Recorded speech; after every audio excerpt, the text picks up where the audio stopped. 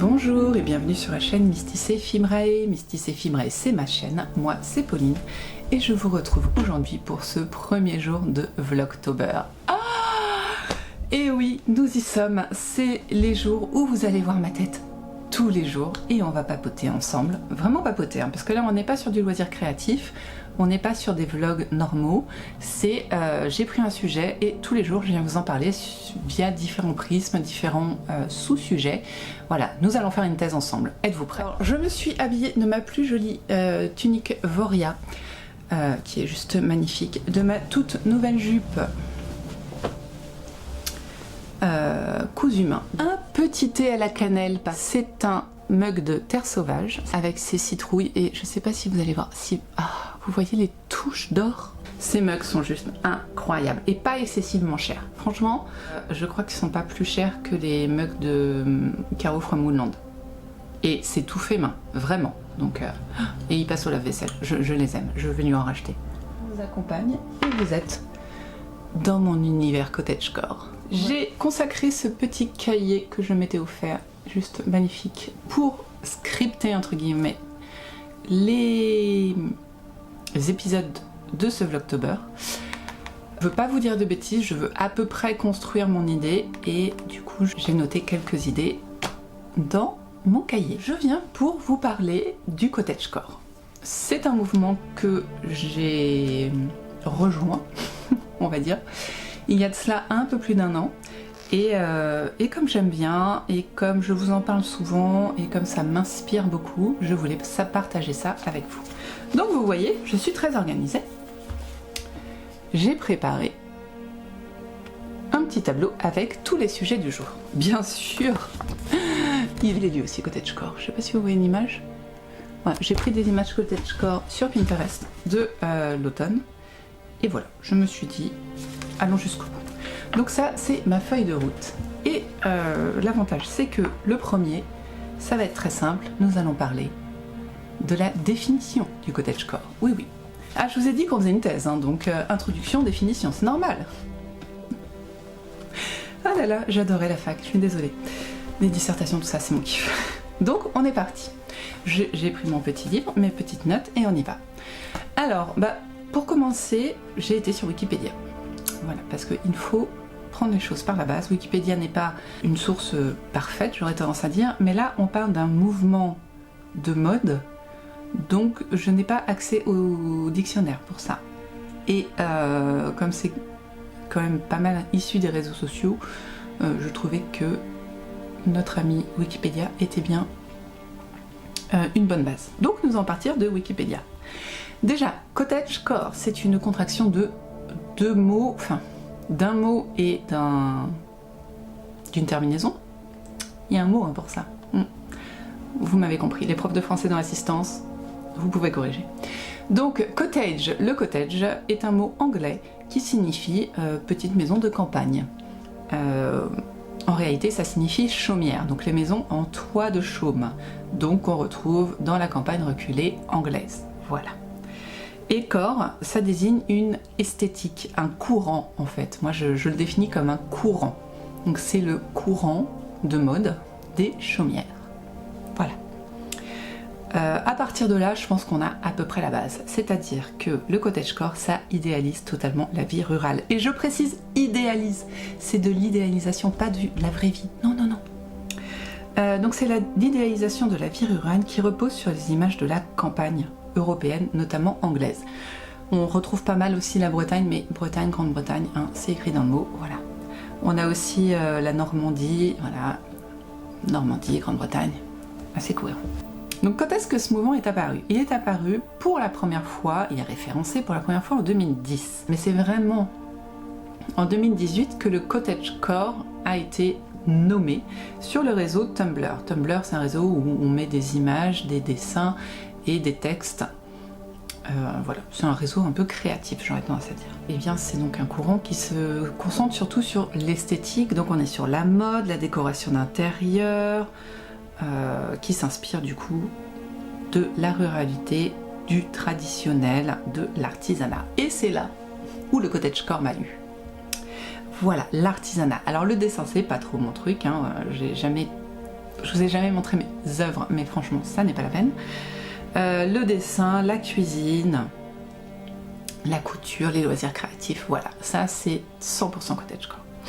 Et on l'apparente aussi à d'autres courants, le goblincore, le farmcore, le grandmacore, le fairycore, voilà. Tout ce qui est un corps, a priori, c'est pas loin. Ça reste des esthétiques, donc voilà.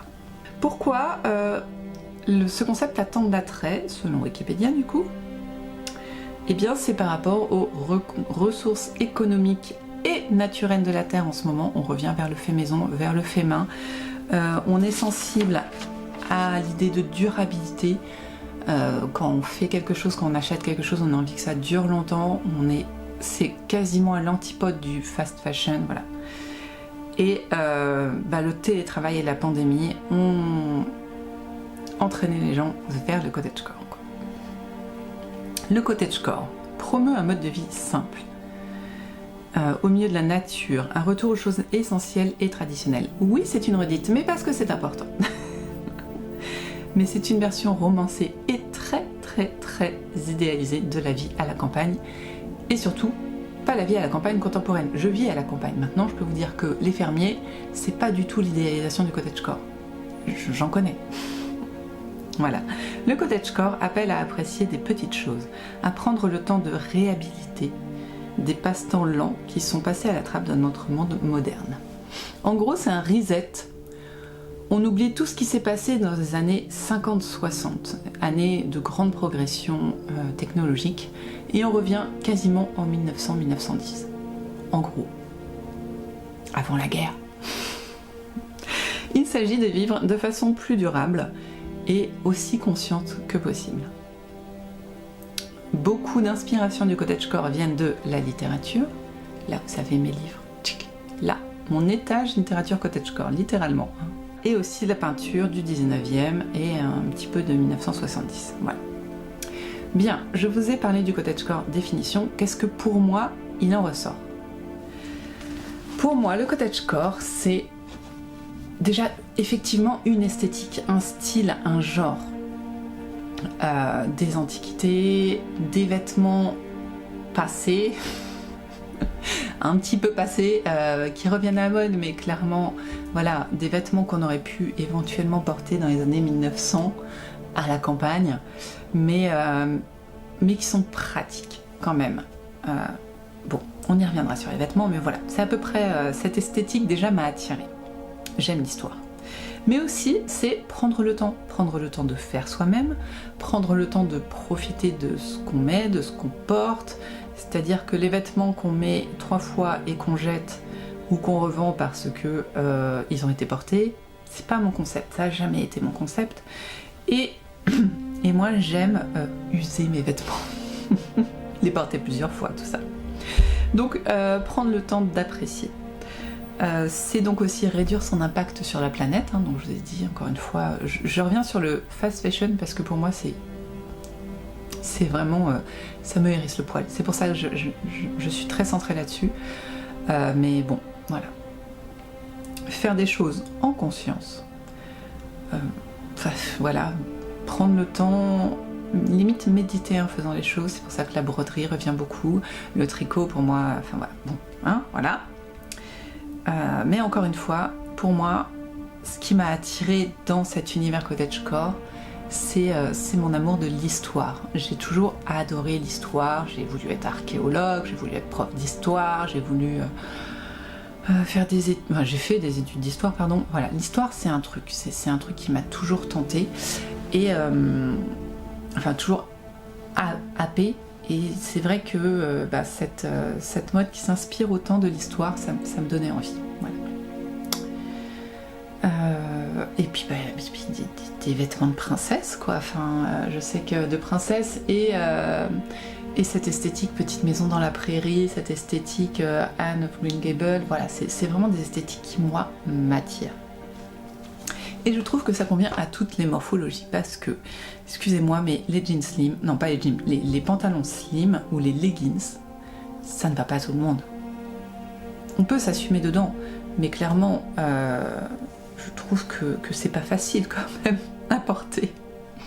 Alors qu'une jupe une jupe très évasée à plis qui est cintrée à la taille. Bah, ma foi, on peut avoir un postérieur assez imposant et des cuisses tout aussi imposantes. Et ben ça passe bien. Voilà. Donc je trouve que c'est une mode qui va à peu près à tout le monde, pour peu qu'on n'aille pas sur des trucs trop serrés. Voilà. C'est ce qui conclut notre premier épisode de Vlogtober. J'espère que ça vous a plu.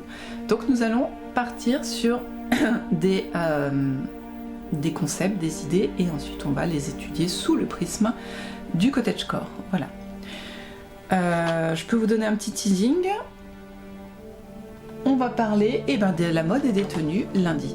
Voilà, aujourd'hui on est dimanche, lundi je vais sur la mode et les tenues. Pour peu que je l'ai déjà écrit, sinon je suis dans le caca.